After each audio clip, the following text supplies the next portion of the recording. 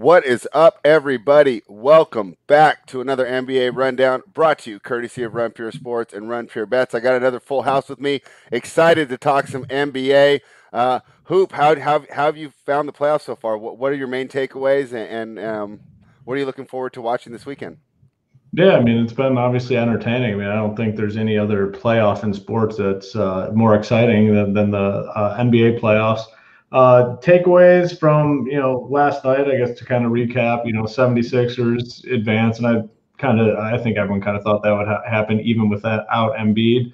Moving forward without Embiid, it's going to be interesting to see what happens. The Hawks finish off the Knicks, and I figured that was the case. I mean, the Knicks storyline, it was cute, it was exciting, but they just kind of they're a regular season team to me, kind of. I mean, they grinded it out, played super hard, played hard defense when a lot of other teams weren't necessarily doing that. They have some hope, I think, moving forward, but they're going to need to change that roster a little bit, I think, to have the chance of making a playoff run. I'm glad they got their win, though, and the fans went to the streets and got their big celebration for the playoff win. Jazz, finishing off the Grizzlies, no surprise there, obviously. We all kind of anticipated that would happen. But to me, I mean, I'm still surprised with this Mavs-Clippers situation, how the Mavs are up 3-2 here. Just kind of talked about it before we hopped on. I'm just shocked that the Clippers have no answer at all for Luka. Now, he's obviously one of the best players in the NBA, and it's hard to slow these guys down. But when you got Kawhi Leonard, you got Paul George, I mean, you better be able to slow it down a little bit. They have not been able to do so, and maybe that just goes to show how good Luka truly is, to be honest. All right, and Title, I don't think you remember this, but the last time this happened where the road team won the first 5 games, 1995 conference finals, where the Rockets ended up winning Game 6 and winning that title this year. So no team's ever won 6 in a row. So maybe a chance to see history. Anything else that you took away from this series, particularly the Clippers, since that's not on our docket today? Yeah, I was actually wondering when the last time a road team has won the first 5. So I'm glad you brought up that stat. You don't see that very often. And it was crazy because we were on the Clippers. I know us three, we were all very high in the Clippers going into the playoffs. And then they dropped the first 2, and we were on the show last Thursday, and we jumped off the bandwagon. And then, of course, they win the next 2. Thankfully, I haven't bet this series at all. I probably would have lost pretty much every game if I did, but it comes down to Luka's the best player on the court, and it's not even really close is what it's looking like. He's just he's better than we all thought, I think. I mean, he's playing out of this world. Shoulder looks good. He's just got to make free throws. I mean, if he can make these free throws, he's so young, 22. He'll finally, in the offseason we were talking, he'll get up there. But I don't think they can win a championship with him. I mean, they can't win a championship if he's going to shoot under 50% from the free throw line. It's like you'd rather take a step back 35-footer than a free throw. So he's got to get that part of his game fixed, but he's so special. This Clippers team, I mean, they just don't have that leader. They just don't have that guy that's going to push them over the top, I don't think. To win 2 of the next, they have to win 2. I don't think they're going to do it personally. Boban's a very good put into the roster. I mean, we talked about it earlier too, or throughout the regular season. He matches up in series. He causes people problems. I mean, he's 7'4". He's actually skilled. It's hard for them when they're playing really small. He can dominate. So it's a very, very fun series, though. It's going to be hard for the Clippers. I think Dallas finishes out. Yeah, as much as Boban's kind of like, fun on the internet and the memes and stuff, he does have kind of an okay offensive arsenal. I was watching, the Duncan simulcast, and they were comparing him to Taco Fall, kind of as, these fan favorite players, but talking about how Boban can really put it in the rim and moves inside much better for a man of his size. Makes sense since he's older, has more experience. Tyler, we already basically have all your thoughts on these series because you're with us every day. So let's jump straight into the agenda for today, and we're going to start with doing the NBA series that are set for next week for the Eastern Conference. Then we'll do tonight's games. Guys, just a reminder, please like the video, subscribe to the channel so we can keep the content coming. Tyler, the Bucks play the Nets. We talked a little bit yesterday, but basically give me some of your brief thoughts. I told you I like the Bucks. I'm waiting for this price to go up. I'm hoping I can get at least plus 200, but I think you're on the other side here. Do you think the Nets take it? No, I'm on the same side as you. Oh, all right. I've been on the Bucks train since the start of the playoffs. That's who I think is in the finals. I think they win this series. I think DiVincenzo not being there is a big loss because he was going to be one of the defenders that guarded one of the big 3 guys. and plug in Forbes, and I think they're going to hunt him on the defensive end. But I mean, they still have no answer for Giannis. They're not going to be able to build a wall, but they're still going to have to keep up with Brooklyn's scoring also. So it's going to be a fun series to watch. It's probably go 6 to 7 games, but I think Milwaukee squeaks it out. Yeah, and Title, I'm on the Bucks train here too. I think that Brooklyn's definitely got the advantage when it comes to scoring and shot creation, but we're greatly overlooking defense. And I think Brooklyn had problems with Boston on the glass. How are they going to deal with Milwaukee? What are you expecting in this series? I think this is the championship, to be honest. The two best teams right now. I think the winner does win it all. I mean, the problem is, I'm on the Nets. I'm a big Bucks fan. It pains me to say it, but oh no. It really does pain me to say it. I just think this Nets team, they're too talented and they have too much firepower that teams are just going to struggle to score with them. The Bucks do play very, very good defense. However, with the loss of Dante DiVincenzo, Forbes isn't going to be able to play as many minutes as he did last year. They're definitely going to pick on him. Harden gets any pick and roll switch that he wants. He's going to eat up Forbes if that's a switch. So I think they're going to have to go Pat Connaughton. He's fine. Brook Lopez, I don't think he can really play in this series. Whoever he gets switched on, I think KD, the pick and roll, they're just going to pick on him right away, and KD's going to exploit that every time. I think this does go to a 6 or 7 from a value betting side. I mean, I got to go with the Nets because that's who I think is going to win, but it's going to be a really, really good series. I think it's the two best teams. I just think when it comes down to it, the Nets have the best players. They have the best scorers. Any three of them can get a bucket. Two of the three aren't going to have bad games. I mean, one of them might. We saw that with Kyrie one game, then the other two pick it up. You aren't going to catch all three with a bad game.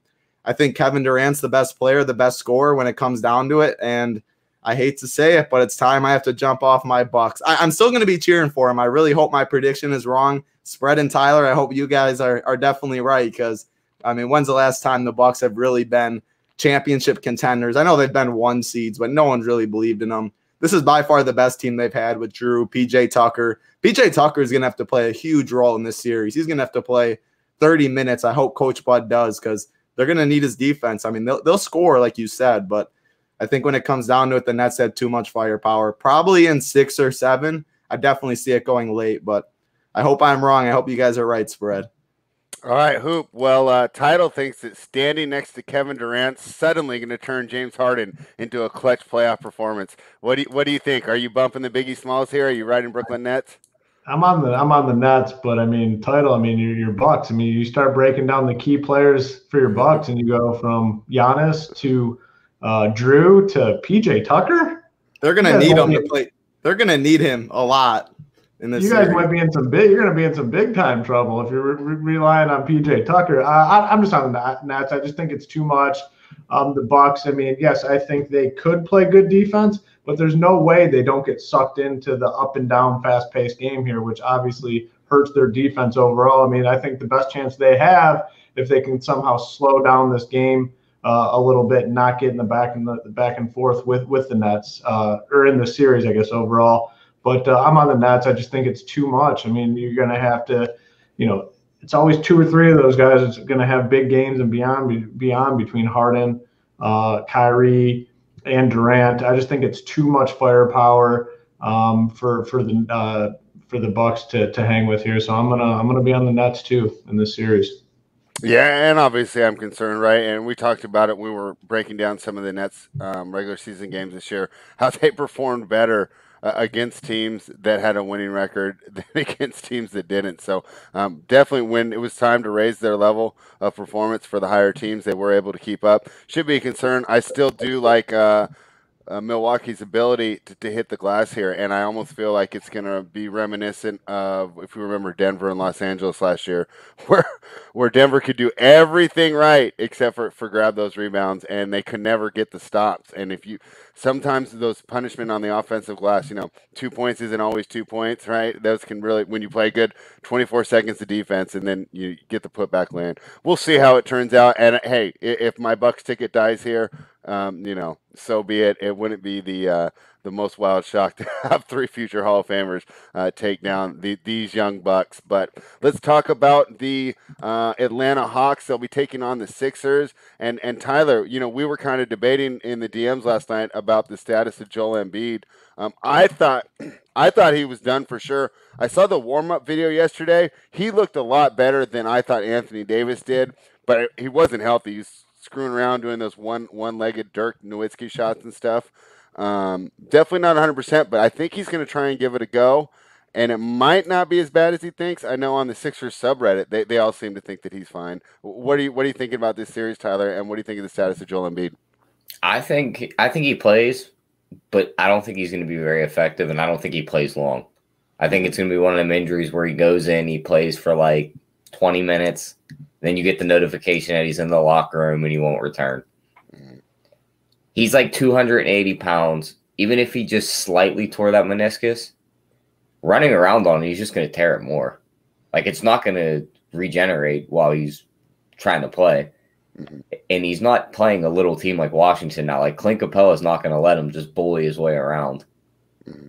So, I mean, I kind of like Atlanta in this series at the dog price.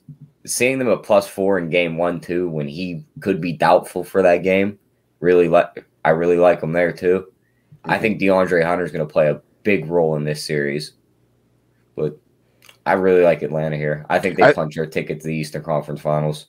You make a great point with Capella. Just like I feel like in the Denver-Portland game that we'll be talking about later, Nurkic is the toughest probable signing except for Rudy Gobert on Jokic. I feel the same way about Capella. Besides Rudy Gobert, this might be the toughest assignment here for Joel Embiid. Title, what do you think of this series? I know the Hawks are getting a generous price, and we're not sure of the health of the MVP caliber center for the Philadelphia 76ers.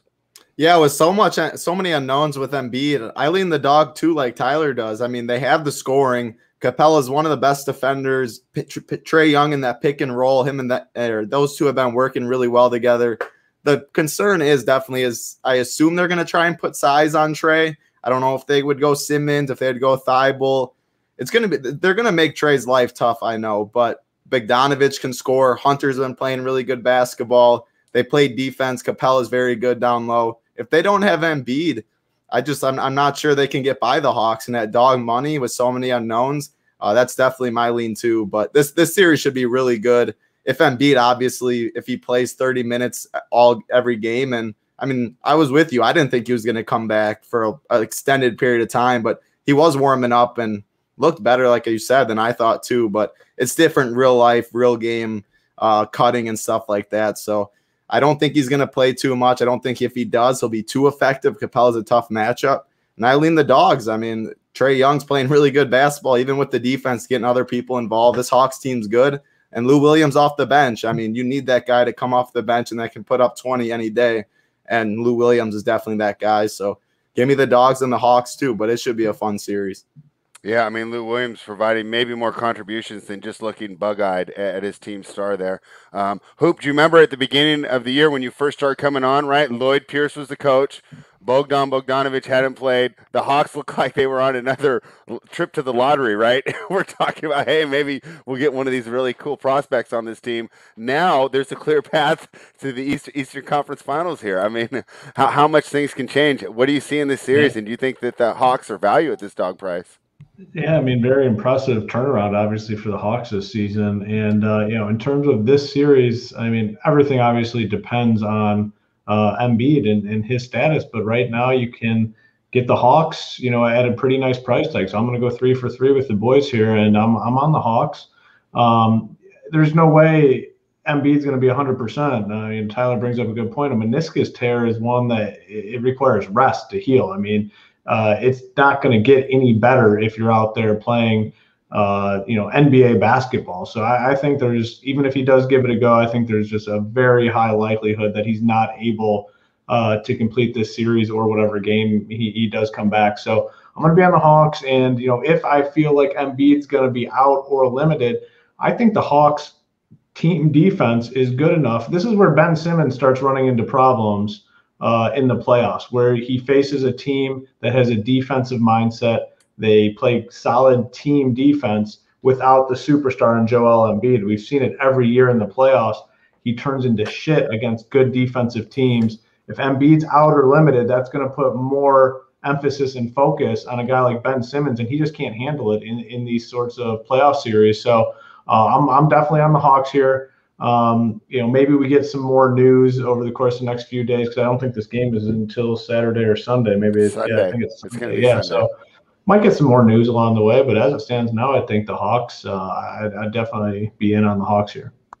Yeah, I mean, playing the Wizards, right, is like when you play 2K and you just throw the defense sliders all the way to the bottom. Seriously, yeah. So we can't, just because he dominated, and he looked great, right? I mean, that was the player that was the #1 pick, right, that was supposed to come in the league and dominate. Yeah. That's the player we saw last night. Give him credit. We thought the Wizards were going to keep it close, and he made sure that they didn't, right? So we had to take the L on that one as a show, and we'll give him credit, but don't necessarily believe that will continue. And the Hawks aren't even that great defensively, but it's just the difference of having Capella in the middle there and having to work around him rather than just getting the free run to the rim, where last night, if he got the step on his man, it was a layup.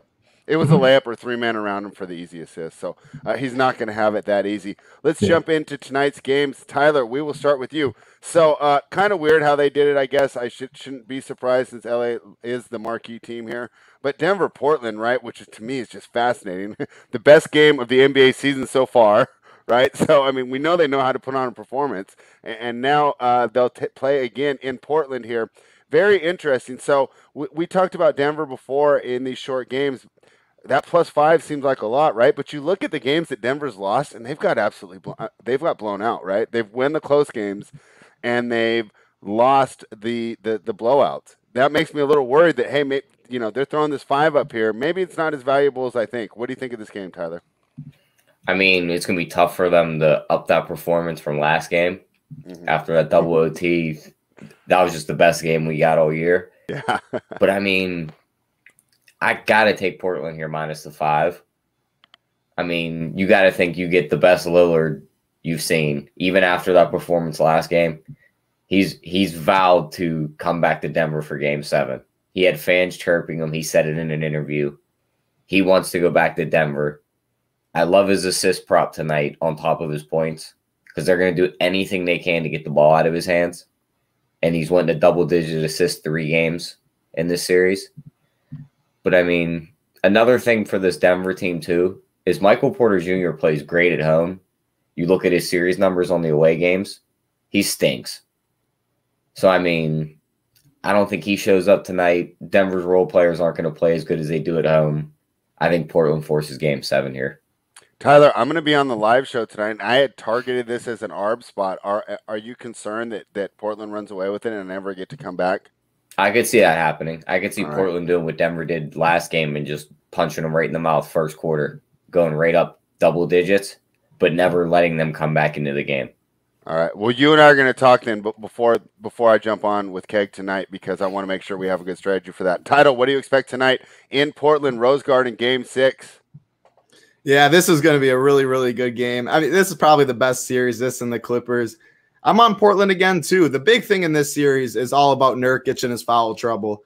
If Nurkic gets in foul trouble early, Jokic is just – no one can guard Jokic one-on-one. They force him to double team, and Jokic is too talented, too good of a passer. And then he gets the Austin Rivers, who makes open shots, Campazzo, Monte Morris. Their whole defense just changes. Nurk has been very, very impressive.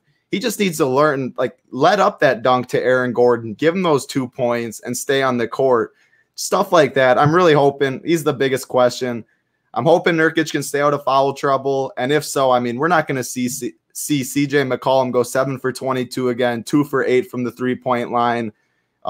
Dame obviously isn't going to probably do what he just did, but he had no help that game, and they still went to double overtime. I'm hoping they don't start down 22 to start the game. I mean, they just came out flat, had nothing going on. The Nuggets couldn't miss. I definitely lean Portland -5, but I also like the over in this game at 227.5. These two teams just go up and down, chuck threes. I think that both teams get going scoring, high scoring games. So I'm on Portland -5, and then I'm on the over 227.5. All right, Hoop, what do you think? Are you with Title here? Are you going to jump in and take Denver? And then I think it's the ultimate contrarian spot, right? I mean, we've seen Denver look pretty bad here in these situations in the Rose Garden. Mainly Game 4, I guess I'm thinking, since they did win Game 3. But what are you thinking of this game? Yeah, I'm going to be different. I think I'm going to be on Denver here +5. Yeah, look at these teams. I just view them as, close teams. I mean, I thought coming into the series, Denver was the better team. Might be right, might be wrong. I just think they're close. They're just close as this has gone on. It's just they're close teams, and to me, I'm just gonna take the points and hope we get a close competitive game. Yes, obviously it's concerning they've gotten rocked here twice, but I think they can keep this one close. I mean, Portland's one of the few teams now that truly doesn't have the big fan bases in the stadiums. I mean, almost every other team now has these stands not filled up, but close to filled. Portland does not. I mean, the restrictions there are still pretty tight. So, they're not getting the full home court advantage. So I'm gonna take Denver here. I agree with Title. I do like the over. I mean, 227.5 seems pretty light to me. And two teams that are so willing to go up and down the court, shoot a lot of threes. So I'm gonna go Denver, and I lean the over as well here.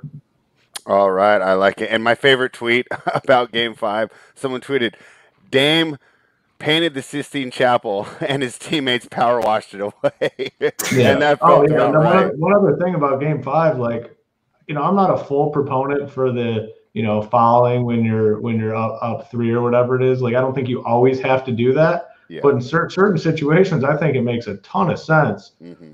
Mike Malone, Lillard's proven to be one of the most clutch guys in the NBA in these scenarios. How the hell do you not foul him?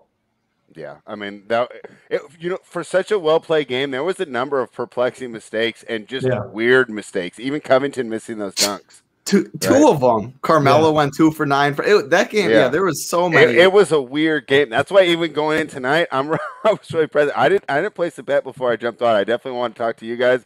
And even now, you've all made great points. Not necessarily sure where I want to go with this game, so we'll continue to look at it. And let's jump into the game that everybody will be talking about because it involves the most polarizing team and the most polarizing player in the NBA, and that's LeBron James and the Los Angeles Lakers favored. Tyler, are you surprised by that? So Phoenix lays 5.5 at home, and now they get 2. We're doing 7.5 there for home court. Do we think that that's appropriate, or do we think that this is, hey, we know Anthony Davis is going to get out there? And I got a little AD take here at the end. Yeah, I mean, they priced it as if he's going to play. Mm-hmm. But let's be honest. If he plays, this is going to be the last time we see him for probably a year. They're going to run him. That's my take, Tyler. We talked too much. They're going to run him right into the ground. He's going to get really hurt tonight because he's already banged up. Yeah. He shouldn't be playing. This game is completely mispriced unless the refs just basically hand it to LA late, which the Lakers would have to keep the game close for that to happen. I don't think that happens. I think this is another gift you get with the Suns at this short number, and even getting them at plus money is even better. So I'm just taking them on the money line. They're finishing this series tonight. All right, Title, the cat's out of the bag. My hot take here is that I'm getting serious KD vibes from this AD deal, right? Where you have a player that's maligned by the media, kind of pressured. And I went over on the show yesterday, but I'm going to say it again. On the NFL, if a player is missing a game, they don't go out there and start messing with them. They go, you know what, Gronk's a warrior. He's so hurt he's not out here with his team tonight. I know how badly he wants to play. They don't run him down and make fun of him. Like, let's start promoting the sport. Regardless, my point is I feel like they're pressuring him to get out there, right? Because he doesn't want to be street clothes. He doesn't want to do the game. What happened when they pressured KD out there? Because we all knew KD had no business being out there either, right? Now he's out for 18 months. I'm getting KD vibes here, man. Obviously, I am a little biased being a Kings fan. The Lakers aren't my favorite team, but what do you think of this game? And is there any chance that I'm completely wrong and AD just comes out and dominates and this isn't really a big deal? No, I mean, I didn't have too strong of a lean on 82. If he misses, the Suns are pretty much a lock for me. And I don't think he's 100% too. So if he's out there, I'm not really sure how much of an impact he'll be. The thing is, this Lakers team is they're so bad outside of Anthony Davis pretty much. LeBron, I've been such a LeBron fan for so long, but I just can't stand what he's doing lately. Like, he's hurting the team. He's just not a leader. He's not getting back on defense. His charisma, he's just carrying himself poorly. He looks defeated. And this Suns team, I've been on the Suns for a long time this season. I know who it wasn't a big Suns fan for a while. He's not. It stinks that Chris Paul. The thing is, Chris Paul, after last game too, I don't know how healthy he is either. I mean, he's airballing threes once in a while. They're going to need him for sure next series. He's just a huge part of this team, but Devin Booker can score with the best of them. We're finally getting the DeAndre Ayton we all expected out of Arizona, completely dominating down low. They have Mikal Bridges to play defense, shoot. Cam Payne's playing really, really good basketball. I think the Suns team's just so much better all around, play team basketball. Definitely have the coaching advantage. Monty Williams, one of the best coaches in the NBA. I'm just wow, that's a tough take. I don't think Vogel's done that bad except for the Drummond minutes. I just think Monte, I mean, he's probably going to win coach of the year. I just think he just has the guys all bought in, playing together. Everyone knows their role. I like the rotation. I'm not saying, yeah, maybe Vogel's not. I just really think he's one of the best coaches. I think he's probably the best coach in the NBA. So I just think the Suns team just playing team basketball. Everyone knows their role. They have the scorer in Booker. They have Ayton to rebound, all that. I'm on the Suns for sure too. And take the money line, leave the points, take your plus 120 and move on. So I'm with Tyler here. And I really hope Chris Paul gets healthy enough to get a full Suns team next series, because I love the Suns. I've been on them for a while, but, I mean, they need him, obviously. Yeah, and Title made a great point, right? Once they went down by 20, it wasn't LeBron James. It was lethargic James out there, and the energy went to the whole team. But I don't know. I mean, does he shut it down tonight? Or, I mean, how are you approaching this game? I mean, it's pretty hard to count him out 2 games in a row. That's what you get with LeBron James. When things are going good, he's going to be the happiest guy out there. He's going to look good. He's going to be a team player. He's going to make the guys around him better. But when things aren't going so well, this is LeBron James' character. This is what he always does. He's going to blame his teammates. He's going to shake his head at young players. He's going to question the calls. He's going to walk off the court before the game's over. I mean, that's LeBron James, and that's why I don't like the guy. In terms of, tonight's game, I agree with the boys. I mean, I think this is a gift, like Tyler said. I think that's a good way to put it. I mean, either way, even if Anthony Davis goes out there, not going to be close to 100%. There's no way. I mean, they showed him a little bit, and he was, kind of sliding back and forth on the baseline, like gingerly. I don't think that's going to change in a couple days. The roster is dust. I mean, outside of, LeBron and Anthony Davis, I mean, you're relying on Contavious Caldwell-Pope, Wesley Matthews. How's Wesley Matthews even playing? Markieff Morris, Andre Drummond, I think, was the dumbest sign. I mean, obviously, I don't like Andre Drummond. That's no secret, but it just does not fit, like, at all what they're trying to do. Marc Gasol, I mean, it's just a dusty-ass roster. Obviously, I was, not on the Suns coming into the playoffs, but, a lot of people felt that, they kind of got screwed with this matchup, but it turns out it's going to work to their favor a little bit here. Take the Suns to win this game. You're getting, what did you say the difference is? A 7.5 point difference from last game? Yeah, it closed plus 5.5 last game. Right now, I see -2 on bookmakers, so 7.5 difference. So even if we do home court, that's 6, an extra 1.5. I mean, for Davis, for motivated LeBron, for the ref assignments, which I didn't check yet. Yeah, -2.5 on DK too. Yeah, I mean the Lakers are taking money, and hey, why? Yeah, he shot 10 threes in that game, which the Suns want. Yeah, exactly. If he's taking threes again tonight, like the Suns, he's hitting like, what did they say, like 30% or something. But tonight, I just don't think it matters. I mean, the roster is just shit. They're gonna lock down all the role players like they did last game. Yeah, I mean, when it comes down to it, you can't.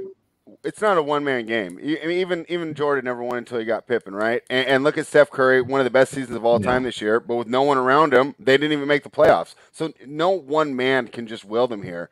LeBron, unless you're Luka. Yeah, I know.